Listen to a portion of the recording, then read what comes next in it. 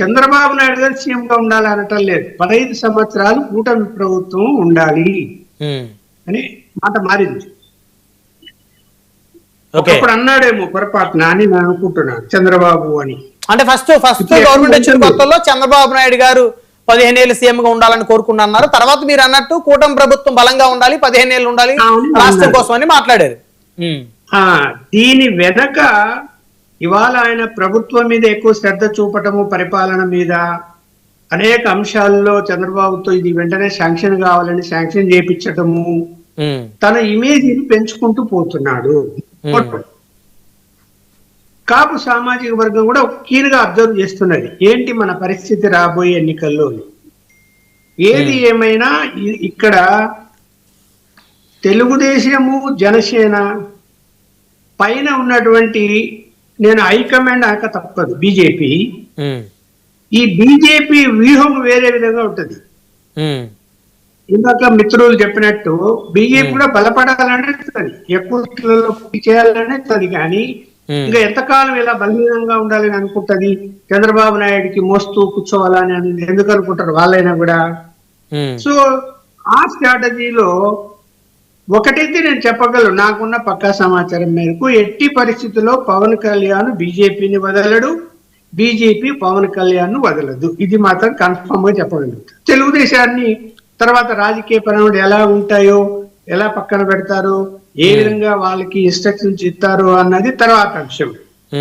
అయితే ఏంటంటే నెక్స్ట్ 29లో ఎట్టి పరిస్థితుల్లో కూడా ఈ రెండు సామాజిక వర్గాలు స్వాతంత్రం వచ్చినప్పటి నుంచి పరిపాలన కొనసాగిస్తున్నాయి. అంతే బలంగా ఇవాళ కాపు సామాజిక వర్గం ఉన్నది, ఆర్థికంగా బలం ఉన్నది, యూనిటీ ఉన్నది, ఓట్లు ఉన్నవి. కాబట్టి ఈ సామాజిక వర్గం ముఖ్యమంత్రిని చూడాలి. ఇది ఈ స్ట్రాటజీలోకి బీజేపీ వెళ్తుంది వెరీ షార్ట్ పీరియడ్ లోనే. ఆ సిగ్నల్ పవన్ కళ్యాణ్ గారికి ఇచ్చారు వాళ్ళు, ఇచ్చారు కాబట్టి ఆయన లైన్ మార్చుకున్నాడు. అంటే ఇప్పుడు కృష్ణారెడ్డి గారు అన్నారు కదా 29 ఎన్నికల్లో జనసేన కన్నా డబుల్ స్థానాలు బీజేపీ పోటీ చేస్తుందని. నో నో నో, అదే చెప్తున్నా, అదే చెప్పబోతున్నా. మీరు అడిగే ప్రశ్నకే దాని ఆన్సర్ వస్తున్నది. ఓకే, పవన్ కళ్యాణ్ గారు ఎట్టి పరిస్థితుల్లో 29లో బీజేపీ ముఖ్యమంత్రి అభ్యర్థి రాసి పెట్టుకోవచ్చు. మనం బీజేపీ ముఖ్యమంత్రి అభ్యర్థి బీజేపీ పార్టీ బీజేపీ వాళ్ళ దగ్గర సామాజిక వర్గం ఎప్పుడు లేరు. ఏదో పెరగాలని చూస్తే వాళ్ళిద్దరు బోల్తా పడ్డారు, అయిపోయింది బీజేపీలో. ఇంకా ఈ లెవెల్ నాయకుడు, ప్రజల గుర్తింపు ఉన్నవాడు పవన్ కళ్యాణ్ మించిన నాయకుడు బీజేపీ దగ్గర ఎక్కడ ఉన్నారు, లేరు కాపు సామాజిక వర్గాల్లో. అందువలన ఇప్పుడు కన్నా లక్ష్మణ్ తెచ్చారు, ఆయన తప్పు చేశాడు, వెళ్ళిపోయాడు. వీరరాజు తీసుకున్నారు బానే, ఆయన ఆర్ఎస్ఎస్ బేస్డ్ కాబట్టి ఆయన తప్పు చేశాడు, పక్కన పెట్టారు. పవన్ కళ్యాణ్ ఇప్పుడు ఇంకా వాళ్ళకి బీజేపీలో కాపు సామాజిక వర్గ నాయకుడు నేను ముఖ్యమంత్రి అభ్యర్థిగా ఉన్నాడు, ఎవరున్నారు? ఎవరు లేరు. నేను అనుకుంటున్నా ఎవరు లేరండి. కాబట్టి పవన్ కళ్యాణ్ గారు జనంలోకి వెళ్ళాడు, ఆ సామాజిక వర్గం నుంచి గుర్తింపు ఉంది, పబ్లిక్ లో కూడా ఈజీగా ఐడెంటిఫై చేశారు. కాబట్టి అతన్ని జనసేన బీజేపీ రెండు పార్టీలు కలిపి అనుకోండి ముఖ్యమంత్రి అభ్యర్థిగా రంగంలోకి తీసుకొస్తారు. అయితే మీరు అనొచ్చు మరి కూటమి విడిపోతాదేమో అని. విడిపోతే ఏంటి, అది ఇప్పుడు జగన్మోహన్ రెడ్డికి అడ్వాంటేజ్ అవుతుంది కదా అని.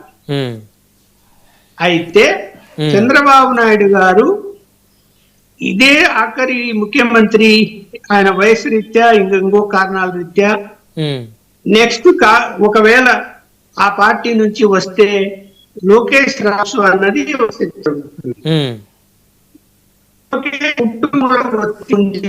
ముఖ్యంగా చేయాలి. సో ఇప్పుడు